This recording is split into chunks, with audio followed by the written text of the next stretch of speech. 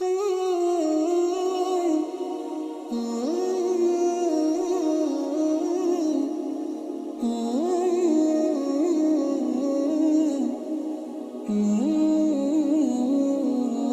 مارچ 1707 کی شام دولت آباد کے پہاڑی سلسلوں سے گزرتے ہوئے خلد آباد کی گلیوں میں ایک عمر دراز لاش کو سفید کفن میں لپیٹ کر لایا گیا۔ یہ معمولی سا قافلہ جب خلد آباد پہنچا تو نہ کوئی منتظر تھا نہ کوئی رونے والا۔ یہ سفید کفن میں لپٹا شخص اور کوئی نہیں بلکہ ہندوستان کا وہ عظیم بادشاہ تھا جس کو دنیا عالمگیر اورنگزیب کے نام سے جانتی تھی۔ جی ہاں، ابو المظفر محی الدین محمد اورنگزیب عالمگیر۔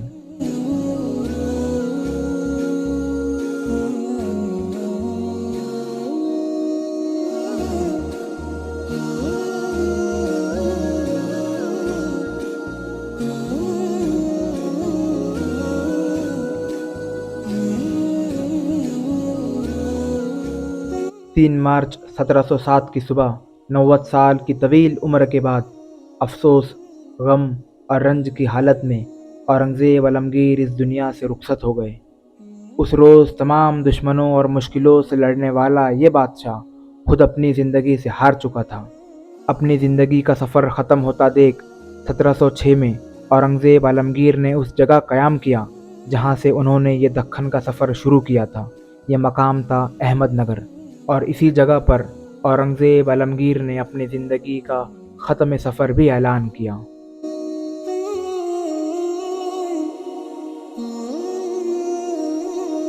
اورنگزیب کی زندگی کے آخری لمحات بڑے غمگین تھے۔ اپنی گزری زندگی پر افسوس کرنے والا یہ بادشاہ خدا کو یاد کر رہا تھا۔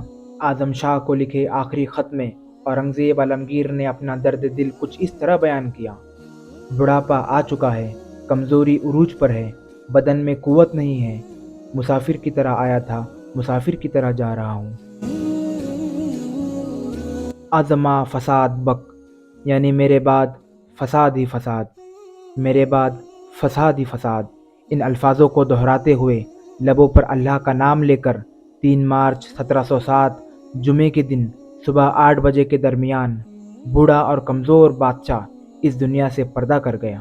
اورنگزیب عالمگیر نے انتقال کے پہلے وصیت کی تھی کہ مجھے خلد آباد میں حضرت خواجہ زین الدین سراجی رحمۃ اللہ علیہ کے قدموں میں بڑے ادب و لحاظ سے دفن کرنا، اور میری میت کا خرچ میری حلال کمائی سے کرنا جو میں نے قرآن لکھ کر اور ٹوپیاں سی کر کی تھی۔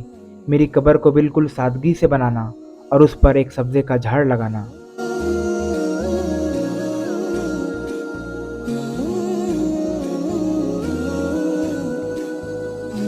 آج وہ پورے مکمل ہندوستان پر حکومت کرنے والا غیور بادشاہ خلد آباد میں زین الدین سراجی رحمۃ اللہ علیہ کے قدموں میں بڑے ادب و لحاظ سے دفن ہے۔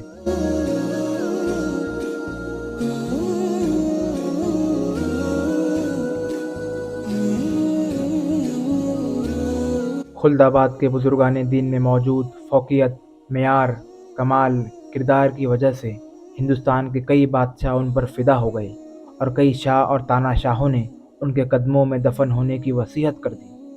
انہی میں سے ایک ہے بادشاہ اورنگزیب عالمگیر۔ بادشاہ اورنگزیب عالمگیر کا خلد آباد سے خصوصی تعلق رہا ہے۔ بادشاہ اورنگزیب حضرت خواجہ زین الدین سراجی رحمۃ اللہ علیہ سے غیبانہ عقیدت رکھتے تھے اور اکثر ان کی زیارت کیا کرتے تھے۔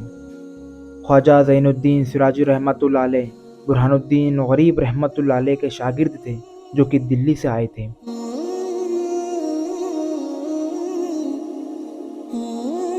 کیوں ہندوستان کا سب سے مالدار اور کامیاب بادشاہ انتقال کے وقت اتنا مایوس تھا؟ کیوں اس کو اپنی گزری زندگی پر افسوس تھا؟ کیونکہ مغل ہندوستان پر آنے والی تباہی کا اسے احساس ہو چکا تھا۔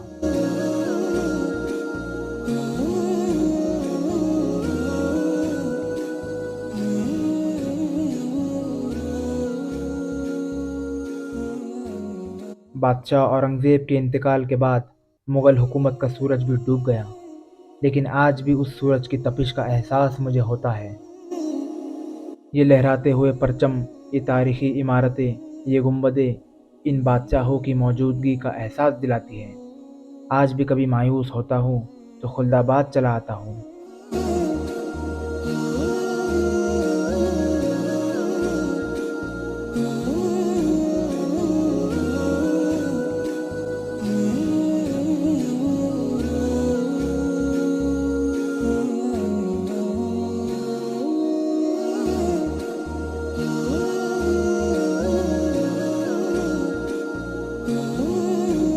پہاڑوں کی حسین آغوش میں ایک نور کی دنیا، یہ ہے اہل بصیرت کے لیے ایک طور کی دنیا۔ یہ ہے شہر خلد آباد، یہ شہر ہے بادشاہوں کا، یہ شہر ہے اورنگزیب عالمگیر کا، یہ شہر ہے بزرگان دین، صوفی سنت، اولیاء کرام کا۔